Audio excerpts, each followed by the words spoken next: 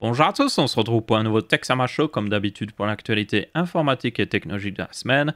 Et comme d'habitude aussi, vous avez la table des matières dans la description ainsi que sur la barre de lecture. N'hésitez pas à sauter vers le sujet qui vous intéresse le plus.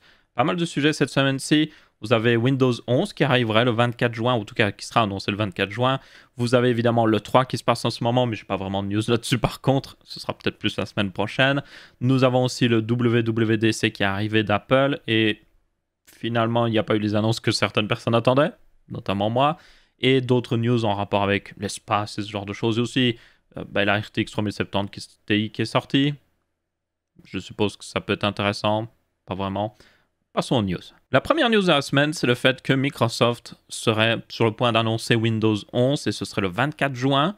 C'est quelque chose qu'au début je ne croyais pas trop, je croyais plutôt que c'était certains sites d'actualité qui prenaient le fait que, et je vous rappelle, il y a quelques temps, Microsoft avait dit qu'ils avaient une grosse présentation pour Microsoft qui arrivait, pour Windows qui arrivait, et du coup j'ai cru que peut-être certaines personnes utilisaient ça comme un peu du clickbait en mode « Oh, Windows 11 va sortir », alors que je vous rappelle que quand Windows 10 est sorti, Microsoft l'a dit, on veut que cet OS, ce système d'exploitation, reste dans le temps, un petit peu comme Android iOS.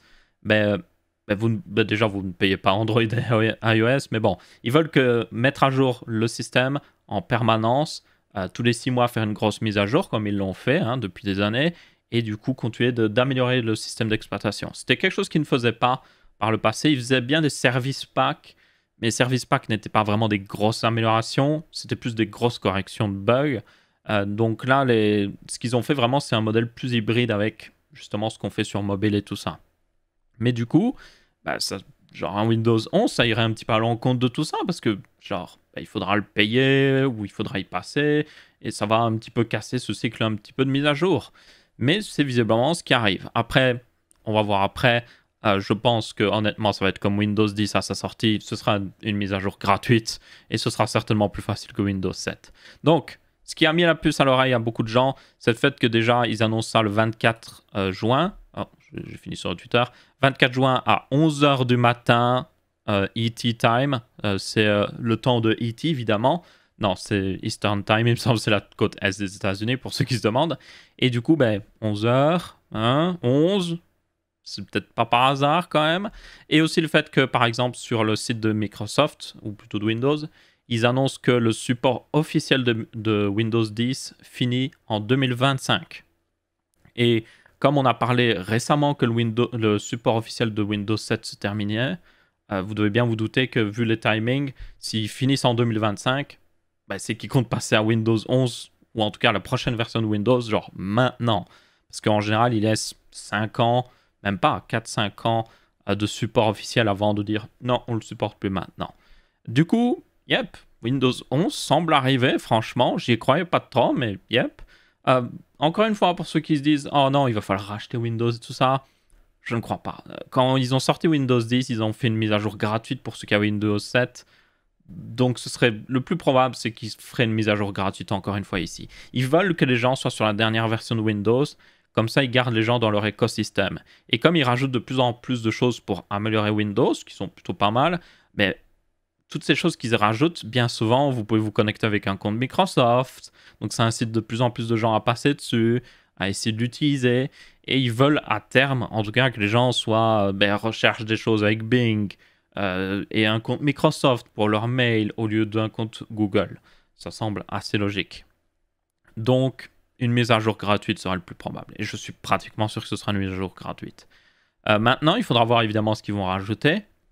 Vu qu'ils passent à Windows 11, ils vont certainement ajouter suffisamment de choses pour justifier qu'il y ait un autre nom. Après, ce sera toujours basé sur Windows 10, donc c'est pour ça aussi que ce sera une mise à jour certainement beaucoup plus facile que Windows 7 vers Windows 10, qui a posé énormément de problèmes pour certains ordi. Je pense que vous vous rappelez des personnes qui ont eu leur PC qui s'updatait sans leur accord. Juste passer à Windows 10 pendant la nuit ou autre chose, et ça a posé beaucoup de problèmes avec des anciens PC notamment. Mais là, passer de Windows 10 à Windows 11, honnêtement, ce sera comme faire une grosse mise à jour Windows 10. Des fois, ça cassera. Il y aura certainement des bugs, c'est sûr et certain. Tenez-en compte. Donc, c'est pour ça que je vous dirais, quand ça va arriver, prenez le temps de mettre à jour. Vous n'êtes pas obligé de faire tout de suite, honnêtement.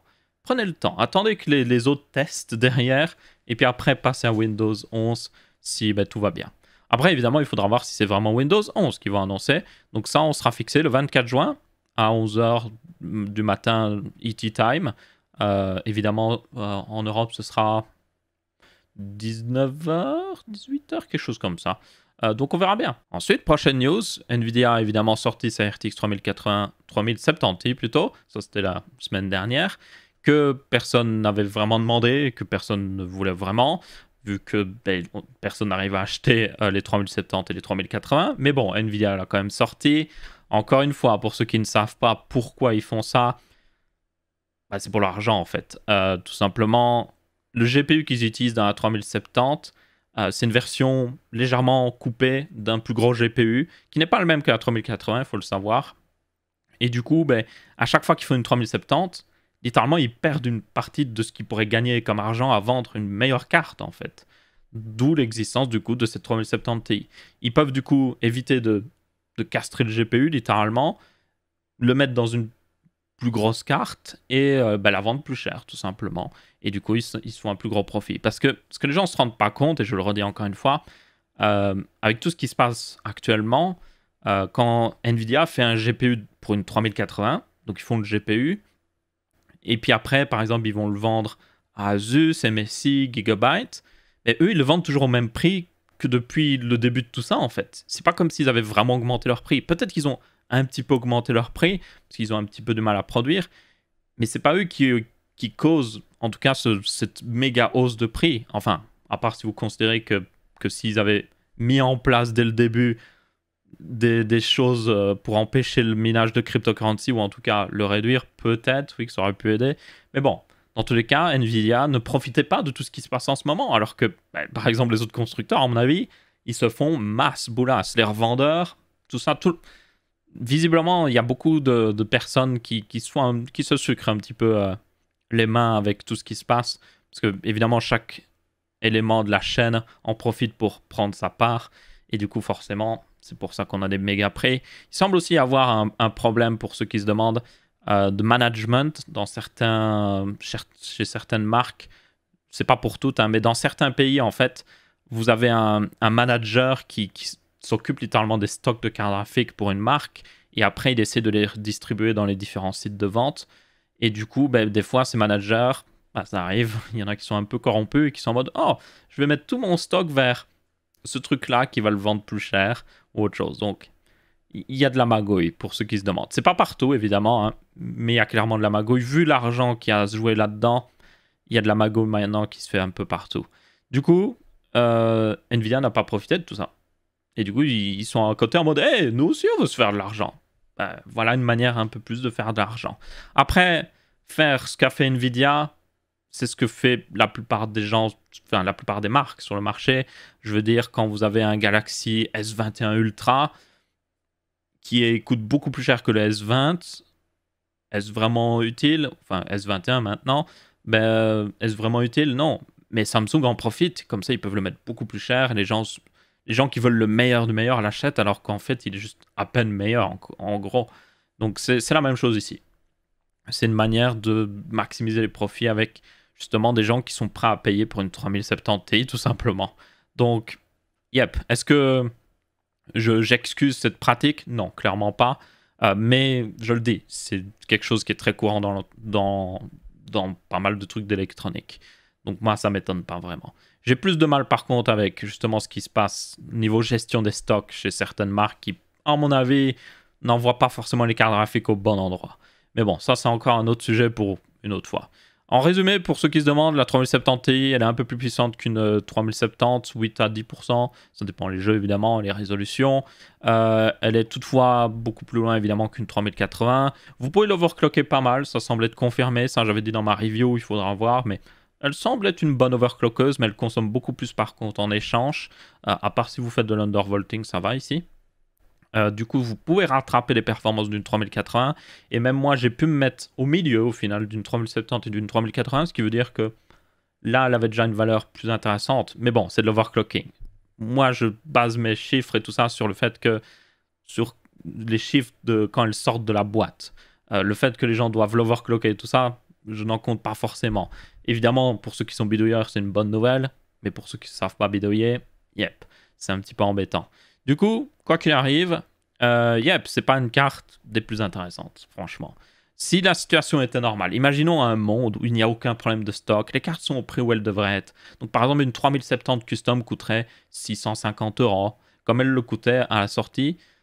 Mais là, ce serait, oui, une RTX 3070 Thunder Edition vendue moins cher qu'une RTX 3070 custom serait plus intéressante.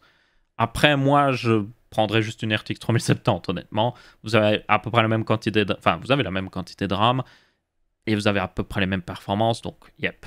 Ou alors je sauterais vers la 3080 qui est juste la meilleure carte, la meilleure carte haut de gamme, parce que si vous regardez d'un point de vue valeur, ce que vous obtenez comme performance au niveau du prix, la 3070 reste plus intéressante. Donc ouais, c'est basiquement ça. Il y avait aussi un sujet qui était assez intéressant, et c'est totalement le cas, c'est le fait que a fait que Nvidia sorte des cartes, et même un petit peu AMD, les cartes sont de moins en moins intéressantes. Genre vraiment, les toutes premières sorties, les 3070 et 3080, elles étaient franchement géniales niveau valeur. Elles étaient imbattables. Au point même qu'au début, quand il y avait des problèmes de stock, même si vous achetiez une 3080 pour 900 €, c'était encore un bon deal, franchement, par rapport à tout ce qu'il y avait sur le marché. Et puis, on a eu la 3060 Ti qui était intéressante, mais moins. Et puis la 3060, et là c'était ouais, pas vraiment, genre à peine plus puissante qu'une 2060 Super pour au final pratiquement le même prix. Et puis maintenant la 3070 Ti, la 3080 Ti, qui, oui, par exemple la 3080 Ti est moins chère qu'une 3090 pour à peu près le même niveau de performance, mais la 3090 était déjà trop chère d'avance. Donc c'est un peu ridicule de penser comme ça. Et du coup, ouais, la valeur qu'on obtient pour chaque nouvelle carte graphique qui sort semble de plus en plus diminuer en fait. Et ça, c'est fort dommage. Je pense franchement que quand Nvidia a sorti leur première carte, ils savaient que les cartes AMD étaient bonnes cette génération-ci, et elles sont vraiment bonnes, c'est juste qu'il n'y en a aucune en stock, encore moins que les cartes Nvidia. Genre les RX 6800 XT, tout ça sont très bonnes pour le prix, si vous arrivez à les avoir.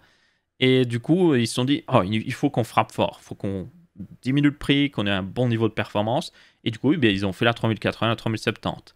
Et puis, quand ils ont vu qu'AMD avait littéralement zéro stock, franchement, il y a très peu de stock de cartes AMD, parce qu'ils semblent utiliser toute leur production pour faire des puces pour les consoles de jeux, ce qui semble logique.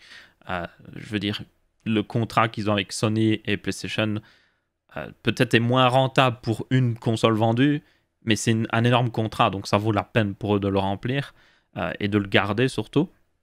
Du coup, je pense que comme ils ont vu Nvidia que AMD produisait pas énormément de cartes graphiques et qui, au final, n'offrait pas une très grosse concurrence à cause de ça, ils se sont dit, on a la voie libre. Et du coup, ils ont fait des cartes moins intéressantes après. Certainement, la 3060 Ti, en toute logique, ils auraient pu la sortir un peu moins cher, elle aurait été beaucoup plus intéressante. La 3060 aussi. Si la 3060, ils avaient fait comme la 3080 au niveau prix, s'ils avaient été aussi agressifs, ils l'auraient sorti à 260 €. Là, elle aurait été genre génial niveau performance. Mais c'est pas le cas. Parce que je pense, ils se sont dit, on a peu de concurrence, on a la voie libre, mettons le prix le plus haut qu'on peut mettre, jusqu'à quand que ce soit plus intéressant. Et je pense que c'est ce qui se passe à l'heure actuelle. Donc, honnêtement, déjà, la première chose, c'est que je souhaite que tout ça s'arrête au niveau... Tous ces problèmes s'arrêtent au niveau stock. Et surtout, j'espère que AMD va continuer de faire une bonne concurrence avec Nvidia et que ça va nous permettre d'avoir des bons prix de cartes graphiques. Parce que je vous le dis, et il y a aussi Intel qui arrive avec des cartes graphiques bientôt. Il y a des petites news qui arrivent de temps en temps, mais rien de très concret. Mais je vous le dis vraiment, si on se retrouve en 2022 avec Nvidia, AMD et Intel qui font des bonnes cartes qui se concurrencent l'une l'autre, ça va être génial, franchement, pour acheter des cartes graphiques. Vous allez avoir des très bons prix. Donc, j'espère que ce sera le cas. Franchement. Mais on verra bien ce que le futur nous réserve. Je pense qu'AMD a les capacités de toujours concurrencer Nvidia. Il faut juste qu'ils produisent plus de cartes. Ça, il faudra voir s'ils le font. Donc on verra bien. Dans tous les cas, c'est à peu près tout pour cette news. Ensuite, du coup, si vous êtes en mode « Oh, j'arrive pas à acheter de cartes graphiques », pourquoi pas acheter une console? Et là, vous allez me dire « Mais Aurélien, les PlayStation 5 et Xbox Series X ne sont pas en stock non plus. » Eh bien, pourquoi pas acheter la nouvelle console de jeu de Elon Musk, la Tesla Model S Blade Edition, qui est aussi une voiture, accessoirement. Donc, je conseille de l'acheter seulement si vous avez aussi besoin d'une voiture. Bon, j'arrête de déconner. En gros, si vous ne savez pas, Tesla a annoncé sa Model S Plaid Edition, qui est basiquement le modèle surchargé le plus possible de la Model S.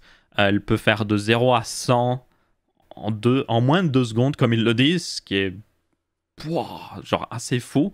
Comme ils le disent, c'est la voiture de production. Donc pas une voiture de course ou autre chose, une voiture produite vraiment pour le marché, la plus rapide qui existe à l'heure actuelle. Honnêtement, elle existe aussi certainement pour concurrencer la Porsche Taycan qui est sortie, la Porsche électrique là, qui est sortie récemment, qui fait une très bonne concurrence à la Model S. Après, on parle ici de voitures qui vaut plus de 100 000 euros, donc je pense que, personnellement, c'est pas trop mon trip. Chez moi, on achète des voitures d'occasion à moins de 10 000 euros, donc une voiture électrique à plus de 100 000 euros. Voilà, moi je regarde juste en mode « Oh, c'est joli, mais je n'en aurai jamais. » Et je n'en veux pas non plus, parce que ça coûte beaucoup trop cher. 100 000 euros, genre c'est la moitié du prix d'une bonne maison, pour une bagnole. Non, c'est trop cher. Dans tous les cas, le truc intéressant avec cette carte, et que je voulais en parler, c'est que vous avez un GPU AMD dedans. Un GPU Navi 23, même pour être plus précis, qui est pratiquement le même que celui que vous avez dans la PlayStation 5. Donc il a notamment 32 CU apparemment, c'est estimé, au lieu de 36 CU dans la PlayStation 5. On a une fréquence plus élevée par contre, et du coup il aura une puissance estimée à peu près la même que la PlayStation 5. Et alors j'adore le tableau de vidéocarte, si vous regardez performance target 200 miles à l'heure. Alors que performance target pour la PlayStation 5, évidemment, c'est du 4K à 120 FPS. Et puis vous avez note est fourni avec une voiture. J'adore ce petit humour. Bref, dans tous les cas, vous pouvez jouer, ils l'ont montré, à Cyberpunk dans votre Tesla avec ça. Mais genre pas avec du streaming ou autre chose. Genre vous jouez avec votre carte graphique, avec votre voiture, comme une carte graphique. C'est assez intéressant, je suppose. Maintenant, il y a un truc que les gens se demandaient. C'est Cyberpunk tourne dessus, mais c'est genre... C'est quelle version de Cyberpunk? Est-ce que c'est la version PC? Ou est-ce que c'est une version console? Ce qui serait bizarre. Genre, beaucoup de gens se demandent, en fait. Et moi aussi, je me demande. Est-ce qu'ils font tourner un PC derrière ou autre chose? Genre un PC Windows? À voir. C'est peut-être le cas, en vrai. Ce serait quelque chose que, franchement, j'espère que quelqu'un fera une vidéo là-dessus. Parce que j'aimerais savoir ce qui tourne derrière, en fait. C'est intéressant. Enfin bref, du coup, voilà, vous avez la possibilité de jouer à Cyberpunk sur la Tesla Model S Plaid Edition. J'espère pour vous, par contre, que cette Model S n'a pas autant de bugs que Cyberpunk, parce que sinon vous allez vous cracher avec, basiquement. Donc ouais, j'espère vraiment que c'est pas le cas. Ensuite, on en arrive aux news du WWDC d'Apple, qui, je vous rappelle, est l'événement annuel de Apple pour les développeurs, où ils parlent développement, basiquement. L'année dernière, c'était un assez gros event, parce qu'ils avaient annoncé leur passage à leur propre puce, donc le passage des puces Intel à des puces full Apple en design ARM aussi, ce qui était assez notable parce que du coup, les développeurs devaient recoder leur application pour supporter ARM au lieu d'un processeur x86 normal. Du coup, beaucoup de gens par le passé à ce moment-là étaient en mode wow, est-ce qu'ils vont y arriver? Et finalement, quand on a vu les performances de la puce M1, Apple peut clairement y arriver. Du coup, beaucoup de gens se disaient, alors pour marquer les 1 an, ils ont dit que la transition prendrait 2 ans. Donc, pour marquer les 1 an, peut-être qu'ils vont annoncer une nouvelle puce, la M1X. Non, rien. Donc, ils ont juste parlé développement et logiciel, basiquement. Donc, c'est moins intéressant que, voilà, on espérait, mais Il y a du coup quand même des grosses mises à jour pour, par exemple, iOS 15 et iPadOS 15. Nouveau système de notification. Je pense que clairement, moi j'ai 3 problèmes avec iOS. Il faudrait que je fasse une vidéo sur le sujet, ce serait intéressant. Genre comparer vraiment iOS et Android en tant que quelqu'un qui a utilisé les deux. Un de mes plus gros problèmes, c'est les notifications. Les notifications sur iOS sont juste pas bonnes.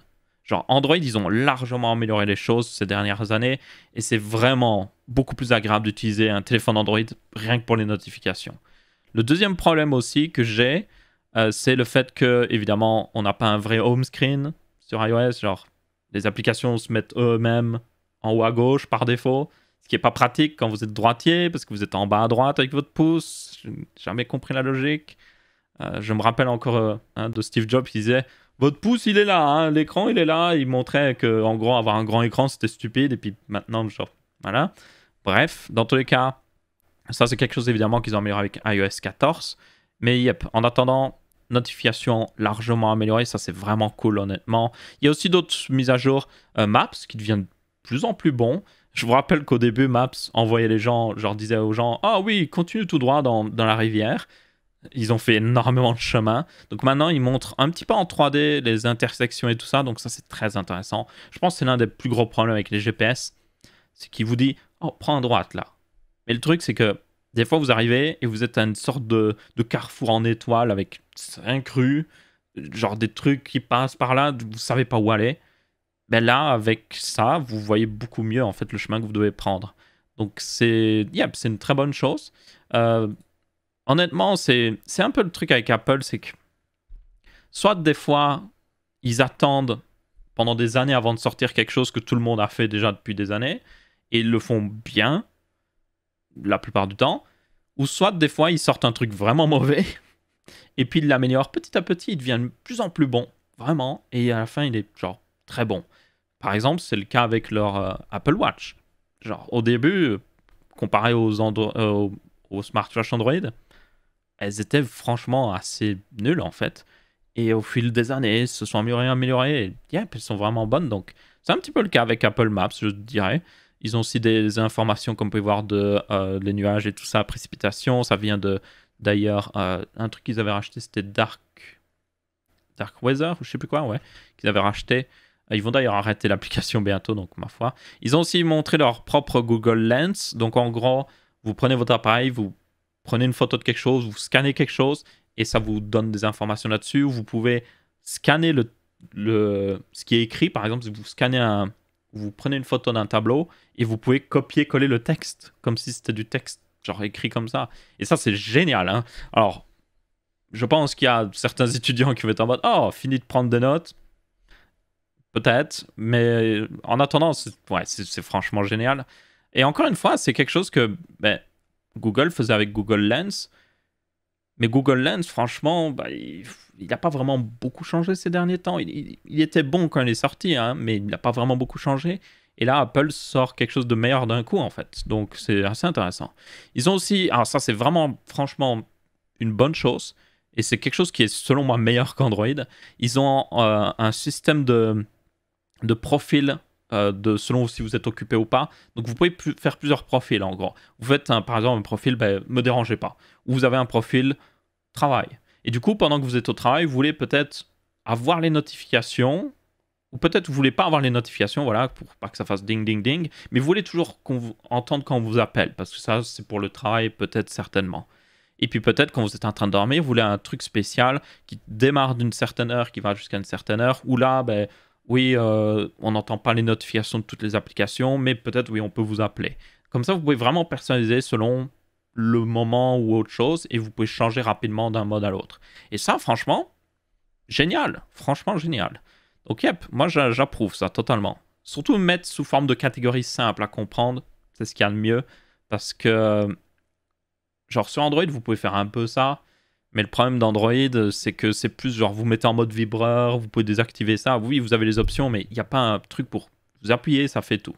Ou alors vous pouvez utiliser, je suppose sur un Samsung, vous pourriez utiliser Bixby Routine pour faire ça. Ou si le Google Assistant, je suppose, vous pourriez faire des choses comme ça. Mais yep. L'avoir avec juste vous appuyer, ça marche. Je préfère ça personnellement. Donc ouais. Ils ont montré aussi FaceTime qui fonctionne sur Android. Yep, pour ceux qui ne savent pas, FaceTime, c'est l'application de chat visuel, donc via caméra de Apple, qui marche très bien sur iPhone, mais genre il faut un iPhone, et du coup, ou un Mac, et du coup, là, ils ont sorti une version web, par contre, c'est juste sur le web. Vous ne pouvez pas l'utiliser comme application sur Android. Ils veulent pas que les gens restent sur Android, ils veulent que les gens voient à quel point c'est bien FaceTime, mais les forcer quand même à aller sur iOS, et du coup, ouais, vous pouvez l'utiliser sur Android. Et ça, c'est plutôt cool. Ils ont aussi rajouté, d'ailleurs, tant que je parle de FaceTime, la possibilité de partager votre bureau. ce que vous voyez du coup avec FaceTime. Et du coup, ça va faire énormément de concurrence à toutes les applications comme Zoom ou autre chose qui permettaient de faire des réunions et tout. Donc, et Apple va le faire certainement meilleur, genre beaucoup mieux que Zoom, soyons honnêtes. Donc ouais, plutôt intéressant. Là, il remontrait les notifications du coup. D'ailleurs, j'oubliais, mais j'avais dit qu'il y avait 3 trucs qui me dérangeaient. Le troisième, pour ceux qui veulent savoir, c'est il n'y a pas de bouton retour. Il y a des boutons retour dans certaines applications, mais il n'y a pas un bouton retour. Genre sur Android, le bouton retour est intégré à Android. Du coup, quand vous êtes coincé quelque part, vous savez toujours que vous pouvez utiliser le bouton retour. Sur iOS, ça n'existe pas. Et c'est extrêmement perturbant. Et des fois, ça m'arrive d'être coincé dans des applications et je suis en mode, comment je sors de ça? Et puis je remarque qu'il y a une toute petite croix cachée là-haut et je suis en mode, vous êtes sérieux? Alors que sur Android, je serais juste en mode, oh, je suis coincé là-dedans. Retour. Et je sors. Voilà, c'est simple. Donc, yep. Un bouton retour, je pense que ça ferait pas de mal. Je sais qu'ils ne le feront jamais, mais yep. Ensuite, on avait des news sur iPadOS. Moins de news que j'espère, honnêtement. Ils ont montré évidemment qu'on peut maintenant mettre des widgets sur l'écran, hein, comme sur iOS. Donc, par exemple, mettre des trucs d'actualité, de finance ou autre chose. Faites ce que vous voulez. Intéressant, je suppose. Ils ont montré aussi un nouveau système. Il n'y a pas l'image ici, mais ils ont montré un nouveau système de multitasking. Donc, notamment, quand vous bougez quelque chose, vous voyez que vous pouvez faire une fenêtre. La petite, c'était déjà le cas, hein, mais ils ont rajouté plus des fonctionnalités pour y accéder plus facilement. Notamment, vous avez un petit bouton qui apparaît sur le dessus de l'iPad où vous pouvez mettre en mode split screen rapidement et tout ça. Ce qui est une grosse upgrade parce que j'ai un iPad et je peux vous le dire, utiliser un iPad en multitâche, vous ne l'utilisez pas en multitâche. Genre, ouais, c'est pas intuitif. C'est très désagréable à utiliser, je trouve. Il y en a certains qui vont être en mode, oh, moi ça marche très bien. Yep, c'est bien pour vous, mais moi ça ne marche pas du tout. C'est juste pas du tout intuitif. Et j'oublie à chaque fois même comment ça marche pour dire à quel point je ne l'utilise jamais. Donc ouais. Mais à part ça, ils n'ont pas montré beaucoup plus. C'est ça qui me dérange. Le plus gros problème, ils ont évidemment tout ce qu'il y a dans iOS fini dans iPadOS, hein, mais ils n'ont pas montré par exemple un meilleur système de fichiers. Ça, c'est un gros problème sur iPadOS. C'est que quand vous allez voir vos fichiers sur iPad, c'est genre basique. C'est comme l'iPhone au final. Mais si les gens veulent travailler avec l'iPad, il leur faut pas un truc basique. Il leur faut un truc qui leur permette de trouver réellement où sont leurs fichiers, pas juste oh, voilà ici tes derniers fichiers utilisés. Non, affiche-moi une structure. Dis-moi où sont les choses. Je vais aller dans mon dossier projet peut-être pour trouver ce document très précis. Pas possible sur iPad. Et sur iOS de manière générale. C'est juste bancal, franchement. C'est l'un des deux gros... D'ailleurs, quand vous regardez beaucoup des gens qui essaient d'utiliser l'iPad pour travailler, c'est l'un des points qui citent à chaque fois. Ce système de fichiers juste trop simple. Ensuite, on a des news sur la prochaine version de macOS, qui sera macOS Monterey. Ils vont nous la montrer, peut-être. Bref, dans tous les cas, c'est évidemment celle qui suit Big Sur, qui était la première version d'iOS qui supportait pleinement les puces Apple. Du coup, ben, forcément, les gens s'attendaient à voir ce qu'il y a comme nouveauté. Ce sera d'ailleurs une autre version d'iOS après Big Sur qui va rajouter des fonctionnalités qui ne seront pas supportées sur les Mac avec des puces Intel. Donc ça, il faut le savoir. Et il y a des trucs franchement intéressants. Genre, il y a des trucs que j'aimerais énormément avoir sur Android et avec un PC Windows, qu'on peut en partie faire, mais pas totalement. Le plus fou, c'était ça. Ils étaient, vous pouvez aller voir la conférence d'Apple. J'évite de montrer des images, genre des vidéos de la conférence d'Apple, parce que des fois, il y a des trucs de copyright avec Apple, c'est un peu chiant. Dans tous les cas, ils montraient un Mac portable, MacBook, et un iPad. Et en gros, ils pouvaient aller prendre un fichier de l'iPad, ils le glissaient, ils le passaient à travers le MacBook, et il allait sur le Mac. Et c'était fou, franchement, c'était vraiment fou. Donc, en gros, c'est un nouveau, je ne sais plus comment ils l'appellent, c'est un nouveau Universal Control, voilà, qui vous permettra d'utiliser votre iPad avec la souris de votre Mac, en fait. Et il y aura apparemment très peu de délai, ça marchera vraiment bien. Genre, de ce qu'ils montraient, ça marchait très bien. Et connaissant Apple, c'est le genre de choses qui vont bien faire fonctionner, vu qu'ils maîtrisent littéralement tout dans la boucle. Et du coup, ben... c'était hyper intéressant, franchement. Il y avait aussi le support d'AirPlay pour les Mac et tout ça, mais ouais, moi le seul truc que j'ai retenu honnêtement, parce que je n'utilise pas de Mac, c'était ce système de pouvoir travailler sur le Mac, sur l'iPad en même temps, l'Universal Control, c'était franchement très intéressant. Vous pouvez faire ça sur PC, entre différents PC, vous pouvez utiliser Synergy, qui est un truc, un programme qui vous permet d'avoir le même clavier, la même souris pour plusieurs PC. Après, tenez compte que quand vous utilisez Synergy, il y a en gros un PC sur lequel est branché et tout, et c'est un peu le PC maître. Et du coup, ben, il vaut mieux brancher votre clavier et votre souris forcément sur un PC où vous allez jouer dessus, par exemple, comme ça vous avez le délai le plus petit possible. Et ça marche plutôt bien, mais des fois il y a des petits problèmes. Par exemple, je suis pratiquement sûr que vous pouvez pas faire comme fait Apple avec le transfert de fichiers. Vous pouvez copier-coller des trucs avec Synergy. Donc vous pouvez faire copier et puis aller sur l'autre PC coller. Ça prendra ce qu'il y a sur l'autre PC. Donc ça marche. Mais vous pouvez pas faire un drag and drop et genre ça marche parfaitement, quoi. C'est juste pas possible. Synergy genre c'est pas Microsoft Synergy, donc ils peuvent pas faire ce genre de choses aussi avancées. Mais ils peuvent quand même faire des trucs plutôt pas mal, franchement. Donc pour ceux qui regardent Universal Control qui sont en mode hey, j'aimerais ça pour mon PC, j'ai peut-être un PC portable plus un PC fixe, ou peut-être que j'ai un PC fixe plus un vieux PC, mon ancien PC, ben vous pouvez le faire franchement, ça marche plutôt bien. Il y avait aussi un autre problème qu'il faudrait que je teste, qui était le cas par le passé, mais je pense qu'ils l'ont réglé depuis, c'est qu'il y avait un problème dans certains jeux où la souris d'un coup devenait folle. Genre vous bougiez votre vue et ça tournait à 360 degrés en permanence. Il y avait des bugs comme ça, surtout sur Minecraft, je le sais. Donc personnellement, c'est pour ça que j'ai arrêté d'utiliser Synergy, mais je pense qu'ils ont fixé le bug depuis. J'espère en tout cas, parce que franchement, ça ne devrait pas exister. Mais yep, dans tous les cas, c'est à peu près tout sur macOS. Il y a d'autres news, mais voilà, je ne suis pas une chaîne qui traite exclusivement de Mac, on va être honnête. Donc ouais.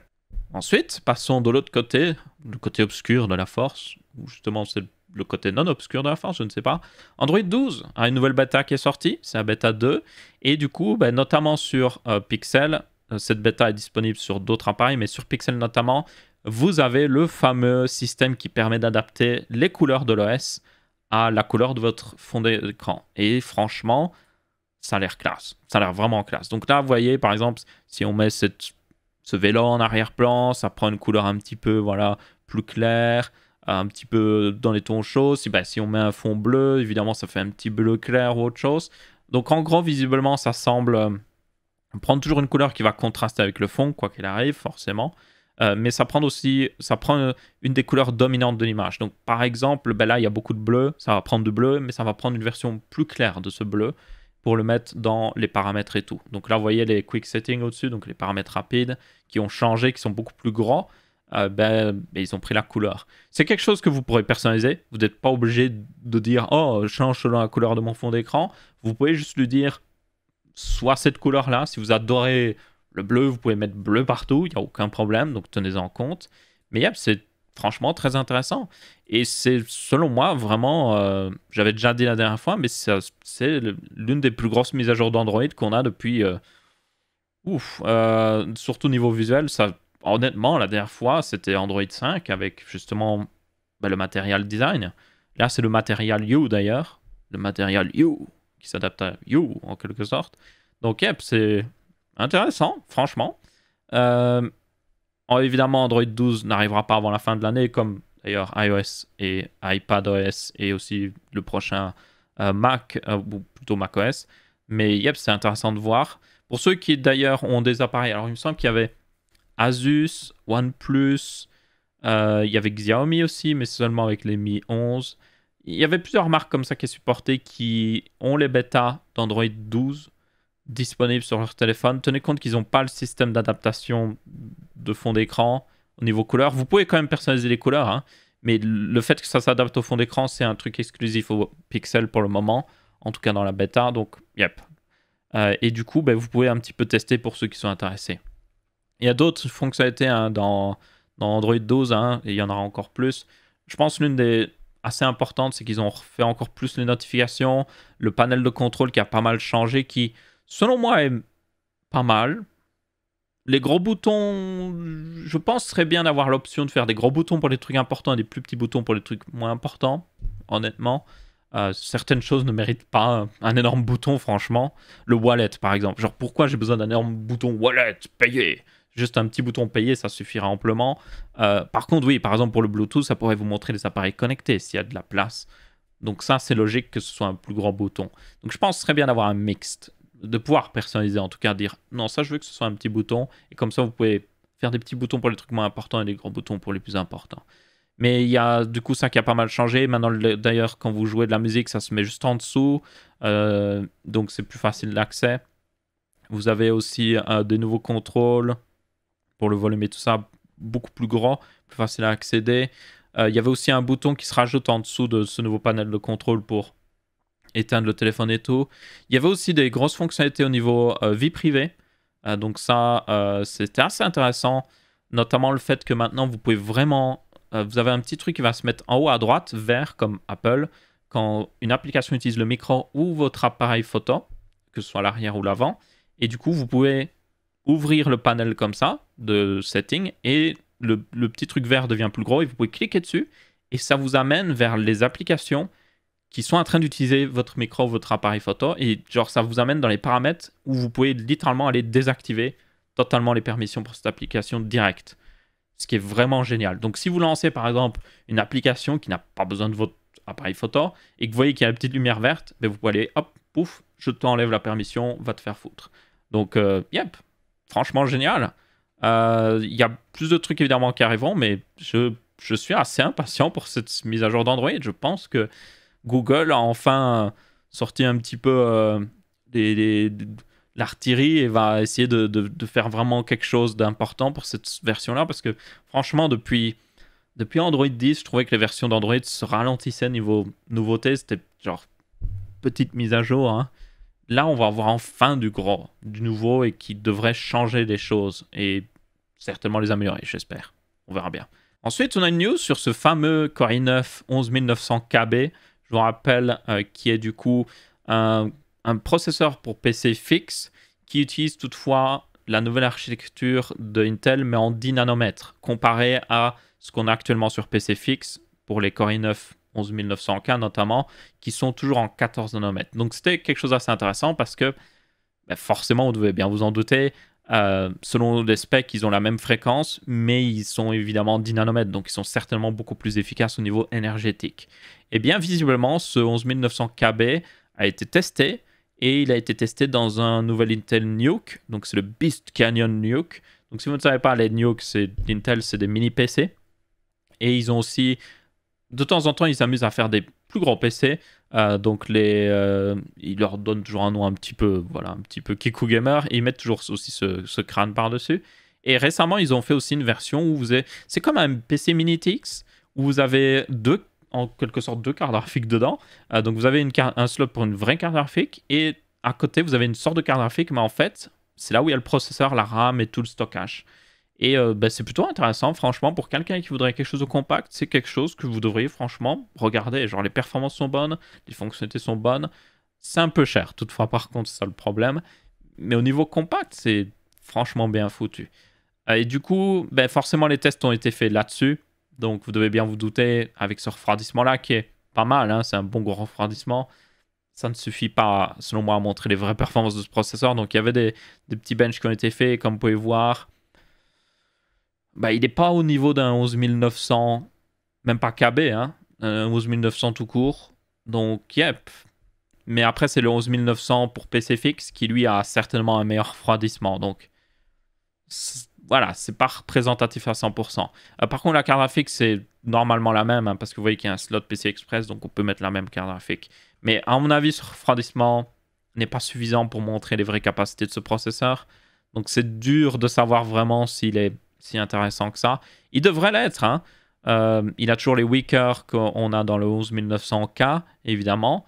Et il a à peu près les mêmes fréquences, même au niveau turbo, mais il consomme moins normalement. Donc, yep, ça doit être un processeur intéressant. Maintenant, il faudra voir s'il sort vraiment. Parce que, yep, on ne sait pas. Ensuite, on a une news sur le fait que EA, apparemment, s'est fait voler son code source pour divers projets, notamment vous avez le code source de Frostbite Engine pour la prochaine version de Battlefield, et d'autres justement, par exemple FIFA aussi, le prochain FIFA et tout. Donc assez majeur au final. C'est un petit peu aussi ce qui s'est passé, si vous vous rappelez, avec CD Projekt, oui, qui s'était fait voler le code source de Cyberpunk, The Witcher 3, genre version améliorée, pas encore sortie et tout. Donc, ça semble continuer dans cette lignée-là d'entreprises de développement de jeux vidéo qui se font voler leurs données. Du coup, forcément, pour ceux qui se demandent pourquoi ils volent les données, pour faire une rançon. Donc, c'est en gros, soit de vous payer, soit on sort ça sur le web et tout le monde peut regarder ce que vous avez fait avec votre code source. Et du coup, ben forcément, ça peut être assez problématique, par exemple pour des jeux en ligne, comme par exemple Battlefield, parce que s'il y a une faille dedans, c'est beaucoup plus facile de trouver une faille quand vous pouvez lire le code, littéralement. Donc, yep, ça peut être assez désastreux, en fait, comme leak. Et donc là, yep, ils se sont fait leaker le code de FIFA et tout, donc on verra ce que ça donnera. Évidemment, bien souvent, les entreprises ne payent pas parce que payer, ça ne fait que genre encourager ce genre de choses. Donc, bien souvent, ils laissent faire et genre, bah, le code source va finir certainement sur le web. Bien souvent aussi, c'est bah, forcément si les hackers n'arrivent pas à récupérer de l'argent comme ça, ce qu'ils vont faire, c'est qu'ils vont le vendre sur Internet pour bah, essayer de se faire de l'argent, basiquement. Hein. C'est un peu leur façon de gagner leur vie. Donc, ma foi, yep. C'est ce qui est arrivé aussi avec Cyberpunk notamment. Et vous avez même eu des leaks très récemment avec Cyberpunk qui ont montré notamment une vidéo interne qui était faite par les développeurs de Cyberpunk qui montrait tous les bugs avant la sortie. C'était un montage. Alors il y avait des très vieux bugs et des plus récents. Donc ça c'était assez intéressant parce que genre quand vous voyez cette vidéo montage et le fait que le président de CD Projekt avait dit non, non, on a fait plein de tests et on n'a pas vu les bugs que vous avez eus. Hein. Non, non. Et quand on voit la vidéo avec des développeurs où on voit les bugs qui sont toujours dans le jeu à l'heure actuelle, on est en mode je pense que tu racontais un petit peu des cracks. Donc, yep, genre, CD Projekt, si vous ne savez pas, bon, leur action se porte plutôt bien en réalité. D'un point de vue financier, franchement, ils nagent dans l'argent. Mais d'un point de vue réputation, c'est juste. Et ça continue de descendre, honnêtement. Personnellement, moi, j'ai franchement plus beaucoup de respect pour le management de CD Projekt. Ils ont des très bons développeurs, ils ont des très bons artistes, certainement. Mais genre, les gens qui dirigent CD Projekt, non, j'ai plus beaucoup de respect. Ce qui est fort dommage, personnellement, je trouve. Mais bon, dans tous les cas, je trouvais que c'était un peu lié, donc j'en parlais en même temps. Surtout que ça arrivait récemment, le leak avec CD Projekt. Il y a eu aussi d'autres trucs qui ont été leakés. Au niveau du code, évidemment, du jeu. Donc, yep.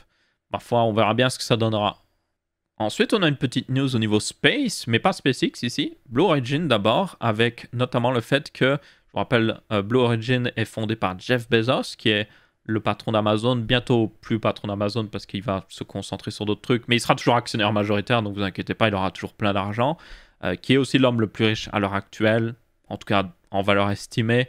Parce que le truc, c'est que bien souvent, quand vous voyez cette top d'hommes les plus riches ou autre chose, mais genre, c'est pas de l'argent qu'ils ont dans leur compte en banque, c'est toute leur propriété estimée au niveau prix, et aussi, selon le nombre d'actions qu'ils ont d'une entreprise et le prix de l'action, on peut voir, oh ben, il a X milliers d'actions de son entreprise, elles valent autant, ben, hop, il a autant d'argent, quoi. Mais non, c'est pas de l'argent qu'ils ont sur leur compte en banque, mais c'est quand même techniquement l'homme le plus riche au monde.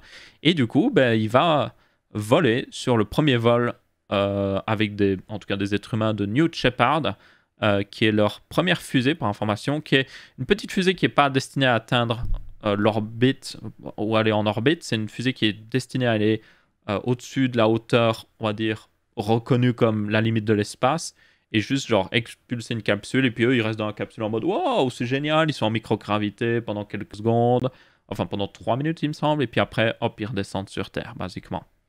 Donc en gros, c'est un truc pour touristes très riches, genre vraiment très riches.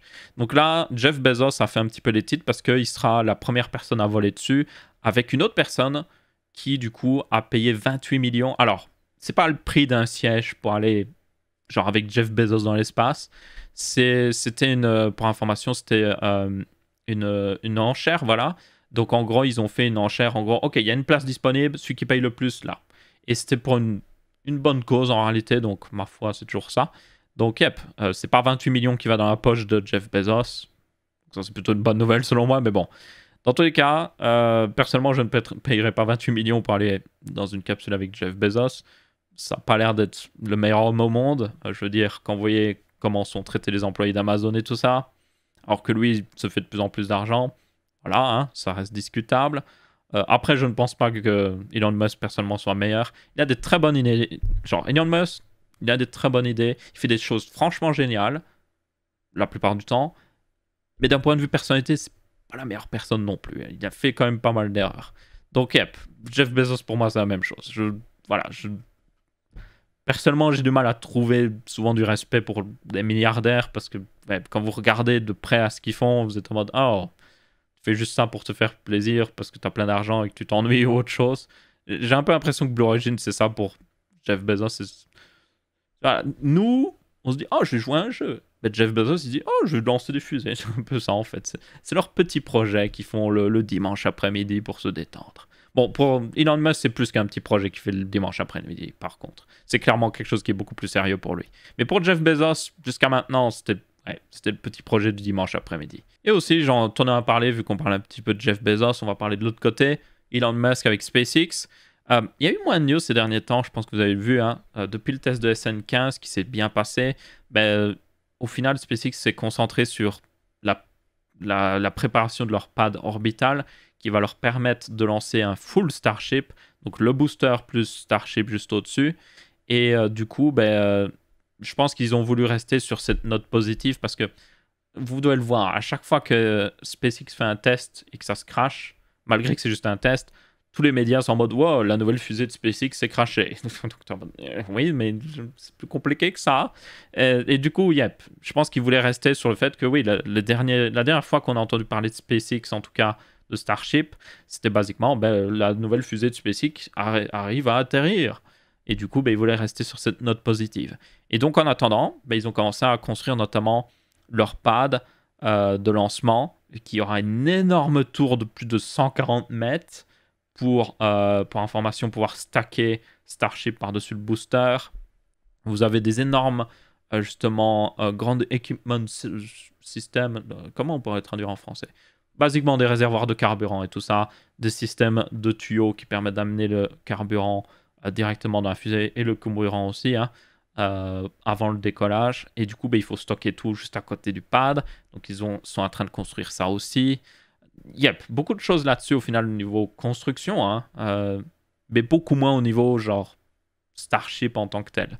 Toutefois, c'est quand même prévu pour info, ils doivent faire un vol, du coup, ils le prévoient pour juillet, mais c'est peu probable. Je pense que ça arrivera plutôt, honnêtement, en septembre. Je pense qu'ils vont finir la construction de tout ce qui est au niveau du pad en juillet. En août, ils vont tester le nouveau prototype de Starship qui sera SN20, ainsi que le deuxième booster qu'ils vont fabriquer, qui sera BN2, mais techniquement c'est BN3, enfin bref, c'est compliqué. Et du coup, ils vont les tester pleinement, ils vont faire des tests de juste allumer les moteurs pendant quelques secondes, voir si tout va bien, notamment avec le booster, ça va être très important parce qu'il y aura 28 moteurs dessus, genre 28 moteurs. Pour information, genre les tests de Starship jusqu'à maintenant, les derniers ont utilisé 3 moteurs. Donc imaginez la même chose, mais 28 moteurs en même temps. Ça va être un peu plus intéressant visuellement, on va dire. Du coup, ils vont devoir les tester. Forcément, c'est juste logique. Et à terme, d'ailleurs, ils en auront normalement 32, si je ne m'abuse. Donc, yep, ça va être assez massif. Du coup, ça, ils vont devoir tester. Et ça, à mon avis, ça va prendre des semaines parce qu'ils vont pas juste « Oh, ça marche, hop, on lance ». Non, ils vont tester, ils vont voir « Oh, il y a un petit problème avec ce moteur-là, on va le remplacer, on reteste à nouveau ». Du coup, ils vont certainement prendre leur temps. Donc, yep, moi, je dirais septembre, franchement. Première date, hein, septembre. C'est si tout va bien, septembre. Mais sinon, ça pourrait être encore après. Et du coup, ce vol, ils décolleront de Boca Chica, au sud du Texas, très proche de la frontière mexicaine. Ils vont voler entre les îles justement du golfe du Mexique et tout. Et puis ils vont finalement revenir, donc avec Starship, il va atterrir et finir dans l'eau juste au nord d'une des îles de Hawaï. Et pour le booster, lui, il va évidemment décoller. Quand il aura largué Starship en orbite, il va revenir et il va aussi splasher dans la mer un peu plus au large de la côte du Texas, forcément, vu que lui n'ira pas très loin. Donc ça devrait être très intéressant. J'ai vraiment hâte de voir ça. Mais en attendant, yep, ils doivent construire le pad de lancement. Donc, yep, je regarde juste en mode « Oh, je suis impatient de voir ce que ça donne. » Et du coup, c'est à peu près tout pour ce Texama Show aussi. J'espère que vous avez bien apprécié. Si c'est le cas, vous pouvez laisser un petit pouce bleu. Si ce n'est pas le cas, vous pouvez laisser un petit pouce rouge. On se retrouvera pour un prochain Texama Show et je vous dis ciao, ciao.